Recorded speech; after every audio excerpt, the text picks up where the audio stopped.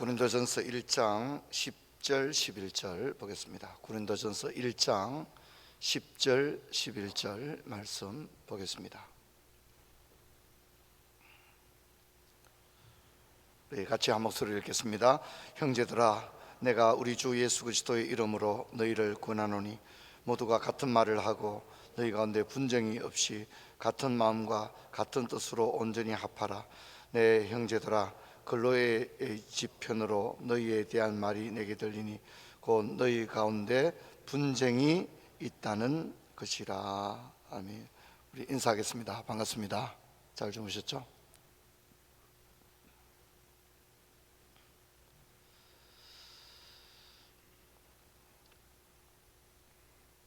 사람들에게는 열정이 있습니다.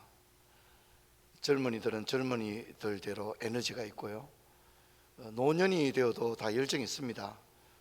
숨을 거두는 그 시간까지 다 열정이 있습니다. 문제는 이 에너지를 우리가 어디에 사용할까 하는 것입니다.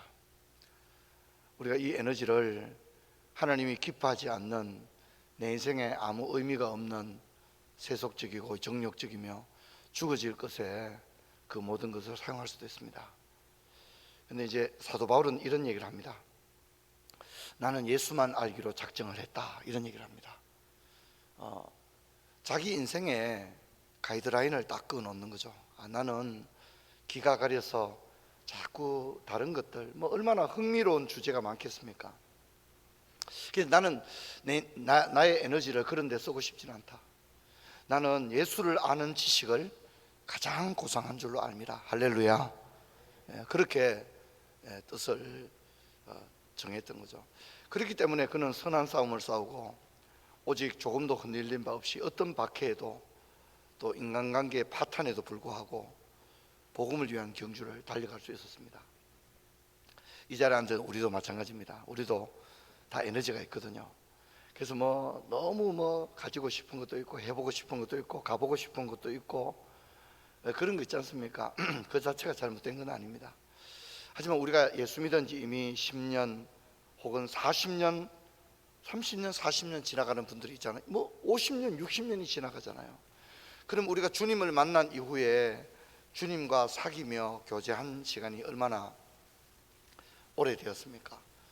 그렇다면 여러분, 우리의 인생을 좌로나 우로나 치우치는 것이 아니라 하나님이 가장 기뻐하는 방향을 향하여 나아갈 수 있는 저와 여러분 되기를 주의 이름으로 축원합니다. 바울은 많은 편지를 썼습니다. 13편의 편지를 썼습니다. 그런데 그 중에서도 고린도 전후서가 바울의 가장 바울다운 편지입니다. 바울은 고린도 전후서에서 가장 인간적인 모습을 다 드러내주고 있습니다. 그래서 마음 같아서는 고린도 전후서를 좀 더 길게 살펴보고 싶은데 또 그렇지는 못합니다. 그래서 여러분, 오늘과 내일 고린도 전후서를 살펴볼 텐데, 일단 우리가 고린도 전후서 그러면 고린도전서 13장의 사랑장, 이게 딱 생각이 나고요, 그렇죠? 또 17장의 부활장, 이런 게 이제 생각이 일단 납니다. 여러분, 고린도 교회는 어떻게 세워졌죠? 고린도 교회는 제2차 전도 여행 때 세워졌는데요, 바울이 이제 원래 소아시아로 가려고 하다가 잘 안 됐잖아요. 그래서 마게도니아의 환상을 보게 되죠. 마게도니아의 한 여인이 와서 건너와 우리를 도와주라. 그렇게 해서 간 게 빌립보입니다. 그리고 빌립보에서 데살로니가에서 베레아, 베레아에서 아덴, 아덴에서 고린도, 이렇게 이어지게 됩니다. 고린도는 아가야 지방의 수도입니다. 바울이 1년 6개월 동안 여기서 체류하게 되는데, 고린도는 어떤 도시입니까? 고린도는 로마의 퇴역 군인들의 은퇴지입니다. 그리고 두 개의 항구가 있었습니다. 두 개의 항구가 있었다는 얘기는 원래 현대로 본다면 두 개의 비행장이 있었다, 공항이 있었다, 이런 것과 같습니다. 우리 서울에 공항이 두 개 있잖아요, 그렇죠? 대도시는 공항이 다 두 개씩 있습니다. 뉴욕도 두 개가 있죠. 런던도 두 개가 있죠. 큰 도시들은 공항이 다 두 개를 가지고 있습니다. 그러니까 당시 항구가 두 개였다는 얘기는 메트로폴리탄이었다는 얘기입니다. 굉장히 큰 도시였고요. 실제로 고린도를 통과하지 않고는 무역이 불가능한 그런 곳이었습니다. 근데 음란한 도시였습니다. 그래서 아프로디테 사원이 있었는데 여기서는 아주 건전하지 못한 일들이 일어났습니다. 그리고 고린도라는 이름 자체가 비속어입니다. 비속어, 비도덕적인 도시다. 그래서 고린티아 조마이라는 단어가 있습니다. 고린티아 조마이. 우리 지역에서 뭐 안동 양반 이런 말 쓰잖아요, 그죠? 안동이라는 지명을 가지고 이렇게 그 지명과 얽힌 어떤 그 이미지를 이야기하잖아요. 안동 양반이다, 그런 얘기 하지 않습니까? 부산 사람들의 특징이 있거든요. 그래서 사람들이 뭐라면 저 사람 부산 사람이다, 그렇게 말할 때는 그 도시가 가진 이미지를 가지고 이야기를 하는 겁니다. 그래서 고린티아 조마이란 말은 무슨 뜻이냐면 가늠하다 이런 뜻입니다. 가늠하는 사람, 고린도 사람 이렇게 불렀다는, 고린티아 조마이 이렇게 불렀다는 것입니다. 또 고린티아 스테이라는 단어도 있었습니다. 고린티아 스테이, 행음자 이런 뜻입니다. 행음자, 돈을 주고 성을 사는 사람, 행음자, 고린티아 스테이, 고린티아 조마이, 고린티아 스테이. 그러니까 이 고린도라는 이름 자체가 별로 좋게 불리지 않았다는 거죠. 한마디로 말하면 목회하기 힘든 그런 곳이었습니다. 아니나 다를까 고린도 교회는 사실 신약 성경에 나오는 그 어떤 교회도 일어나지 않는 일들이 고린도 교회에서 다 일어납니다. 고린도에서의 선교 활동을 보게 되면 브리스길라와 아굴라 그리고 실라와 디모데가 합류했습니다. 그리고 바울은 고린도에 있을 때 가장 정서적으로 힘이 들었습니다. 약하고 두려워하며 심히 떨었노라 이렇게 말하거든요. 우리가 이제 보통 바울의 캐릭터가 어떻습니까? 언제나 성령 충만하지 않습니까? 그렇죠, 그죠? 근데 고린도에 체류할 때의 바울의 모습은 너무나도 연약한 모습이었다는 겁니다. 이제 전도 활동을 1년 6개월 동안 하는데 회당을 중심으로 복음을 전했는데 유대인들이 마음을 열지 않습니다. 근데 의외로 이방인 디도 유스도의 집의 교회로 사용이 되어지게 됩니다. 이건 놀라운 일이죠. 그리고 해당장이었던 그리스도보의 온 가족이 교회를 믿게 되고 교회 옆으로 이사를 오게 되어집니다. 그렇게 해서 고린도 교회가 성립이 됩니다. 이 고린도 교회 문제는 굉장히 많습니다. 뭐 일단 가장 우리가 오늘 읽었던 10절과 11절을 보면 너희 가운데 분쟁이 있다는 것이다. 뭐 게바파, 아볼로파, 그리스도파, 뭐 이렇게 막 파가 교회 안에 파가 아예 나눠져 있는 거예요. 그런 문제가 있었고요. 신자들 간에 사회 법정에 막 소송하는 겁니다. 김 집사가 박 집사를 사회 법정에 소송해 버립니다. 그 있을 수 없는 일이잖아요. 그럼 교회에서는 어떻게 됩니까? 교회에서 사법적인 문제가 생기면 어떻게 됩니까? 바로 세상 법정으로 가면 치리를 받습니다. 그게 교회의 정한 권징 규례입니다. 여러분 성경도 그래 말하잖아요. 다툼이 있으면 어떻게 됩니까? 우리는 다툼이 있으면 어떻게 되죠?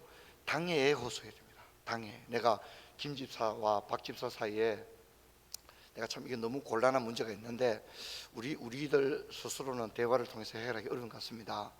그러면 그 중재를 당회에다가 의뢰해야 됩니다. 이해하시겠죠? 성도님 이해하셨죠? 여러분이 해결되지 못한 어떤 매우 돈 문제라든가 아주 심각한 명예훼손적인 문제가 있으면 여러분들끼리 막 해결하다가 경찰에 고소한다든가 이래 되면 억울한 일이 있어서 경찰에 고소했지만 교회법으로는 치리를 당해야 됩니다. 여러분 우리는 먼저 어떤 일이 있으면 교회의 치리와 권징에 복종해야 됩니다. 모든 성도는. 그렇죠? 그러면 당에다 먼저 이 문제를 호소해야 됩니다. 호소한다는 것은 이 문제에 대해서 보고해야 됩니다. 그러면 당에서 이 문제를 가지고 위원을 선정해서 이야기를 들어보고 어떻게 합니까? 원만하게, 그렇죠? 원만하게 해결될 수 있도록 하는 게 첫 번째 스텝입니다. 이해하시겠죠? 그렇게 하지 않고 바로 세상 법정에 가면 안 됩니다. 근데 당에서 원만하게 하지 못할 수가 있습니다. 그렇죠? 예, 사람이기 때문에 원만하게 문제를 처리하지 못할 수 있습니다. 그리고 당회가 내린 지도와 결정이 내 양심상 받아들일 수 없을 수 있습니다. 그럴 때는 사법으로 갈 수도 있습니다. 아시겠죠? 사법으로 가더라도 교회가 어떻게 할 수는 없어요. 그러나 성경은 가르치기를 형제 간에 고소하지 말라고 성경은 가르치고 있습니다. 이해되겠죠? 다른 걸 다 떠나서 성경의 가르침은 형제들 간에 고소하지 마라, 그렇게 이야기를 합니다. 그리고 원수 갚는 것을 하나님께 맡기라, 성경이 그렇게 얘기합니다. 그래서 저는 이 문제에 대해서 여러분께 말씀드린 이런 일이 있을 수 있거든요.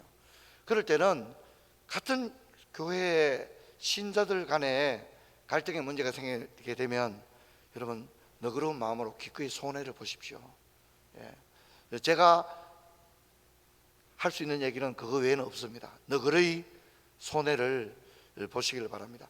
저도 이제 고소를 당해서 4년 동안 노회장 하면서 진짜 어려운 일 많이, 힘든 일 많이 겪었습니다. 재판을 7번이나 받았으니까.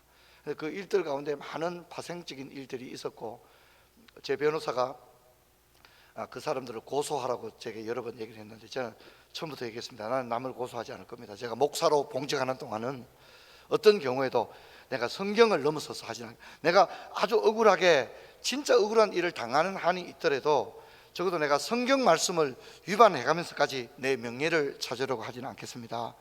내가 억울하게 어떤 일을 당하게 된다면 기꺼이 당하겠습니다. 사람들로부터 아주 오해를 받을 일이 생기더라도, 제 변호사가 장로님인데도 그런 얘기를 하더라고요.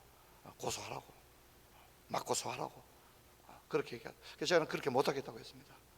내가 목사로 있는 한은 그렇게 하지 않겠다, 그렇게 얘기했습니다. 자, 결혼, 음식, 성찬의 문제가 있었고요, 성적 방종의 문제가 있었습니다. 도시가 워낙 음란한 도시니까 고린도 교회 안에 심지어 건친 상간이 있었다는 겁니다. 교회 신자들 안에 건친 상간 사건이 있었다는 겁니다. 이건 있을 수 없는 일이지 않습니까? 그런 일이 있었습니다. 이따가 바울이 이것 때문에 진짜 충격을 받습니다. 사도 바울이 자기가 개척한 교회에 이런 일이 일어난 거예요. 그러니 바울이 막 혼이 나갑니다. 그래서 편지를 쓰게 되는 거예요. 그게 고린도전서, 고린도후서인데 실제로 고린도 교회에 편지를 4개를 썼습니다. 편지 4개. 근데 정경으로 들어와 있는 거는 몇 개밖에 없다고요? 2개만 있는 거예요. 오죽하면 편지를 4통이나 썼겠어요. 문제가 이만저만이 아니었던 거예요, 이 교회가. 바울이 도저히 안 돼서 직접 가기도 했어요. 저 교회 저래 놔뒀다가 큰일 나겠다. 바울이 직접 방문하기도 했습니다. 이따가 살펴보겠습니다. 오늘 제목이 고린도 교회와 고린도 전후서이기 때문에, 자, 그다음 방언을 비롯한 은사의 문제가 있었고, 부활에 관한 문제가 있었고, 지도자를 신뢰하지 않는 문제가 있었습니다. 고린도 교회는 사도 바울을 그냥 딱 무시해버리는 거예요. 말도 더듬는다 이런 식으로 하면서 사도를 무시해버렸죠. 자, 한번 보겠습니다. 표를 한번 볼 텐데요. 자, 바울은 고린도에서 18개월 동안 전도, 이래서 교회가 세워진 거예요. 그리고 바울은 고린도에서 이제 에베소로 떠나게 됩니다. 자, 그런데 우리가 성경 한번 찾겠습니다. 고린도전서 5장, 이건 다 찾아봅시다. 편지를 4통이나 썼다고 그러는데 한번 찾아봅시다. 편지 쓴 얘기가 여기 다 나와요. 고린도전서 5장 9절, 5장 9절만 읽어봅시다. 5장 9절 같이 읽습니다. 시작. 내가 너희에게 쓴 편지에 음행하는 자들을 사귀지 말라 하였거니와. 지금 이게 고린도 전서입니까 후서입니까? 이게 전서인데 내가 너희에게 쓴 편지가 있었다는 얘기는 고린도 전서보다 먼저 쓴 편지가 있었다는 얘기예요. 이해하시겠죠? 그럼 잘 보세요. 저를 잘 보세요. 예, 이게 중요한 거예요. 예, 이렇게 성경에 대해서 이렇게 마태복음부터 계시록까지 이렇게 나가기 잘 어렵습니다. 정신을 딱 차리고 잘 보십시오. 고린도전서 5장 9절에 내가 쓴 편지가 있었다는 거예요. 이건 고린도전서보다 먼저 쓴 편지인데 제가 편의상 이 이름을 A 서신이라 이렇게 붙였습니다. 근데 A 서신을 쓴 편지가 뭡니까? 음행 때문입니다. 음행. 교회 안에 음행이 있는 거예요. 말도 안 되는 일 아닙니까? 심각한 문제죠. 제가 여러분에게 도전합니다. 저를 자세히 보세요. 교회 안에 절대 이런 일이 있어서는 안 됩니다. 할렐루야. 우리 푸른 아멘 하세요. 할렐루야. 교회 안에 이런 일이 있으면 안 됩니다. 권사님들 정신 딱 차리세요. 딱 지켜보고 이상한 여자가 있다 그러면 빨리 얘기하세요. 웃을 일이 아니에요. 교회 아무리 좋은 일 많이 해도 교회 안에 그런 일 한번 있고 나면요, 교회는 영적 순결성을 잃어버리는 거예요. 그거 큰일 납니다. 여러분 이해하시겠죠? 정신을 딱 차려야 됩니다. 예. 권사님들이 그러면 웃고 놀 때가 아니에요. 모두가 정신을 바짝 차려서 서로의 건덕을 세우는 일을 위해서, 공동체를 위해서, 할렐루야, 신경을 딱 써야 됩니다. 매우 중요합니다. 그래서 성경이 뭐라 합니까? 근신하여 깨어 기도하라. 시험에 들지 않도록 깨어 기도하라 했습니다.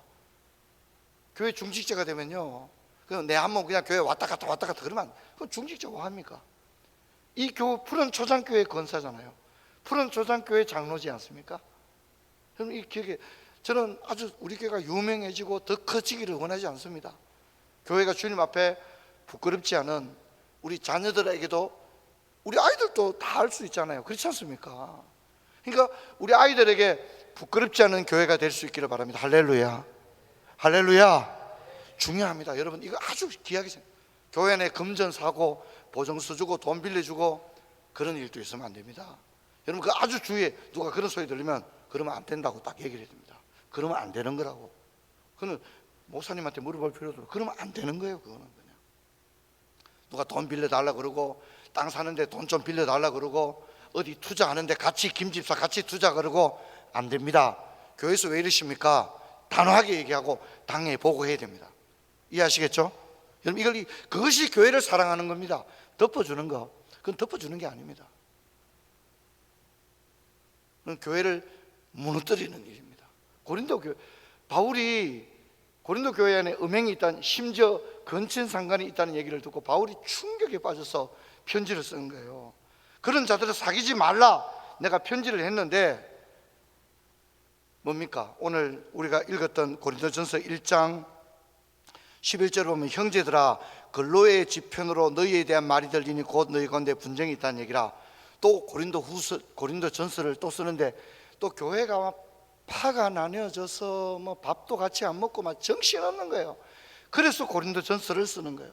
그래서 비서신이 고린도전서예요.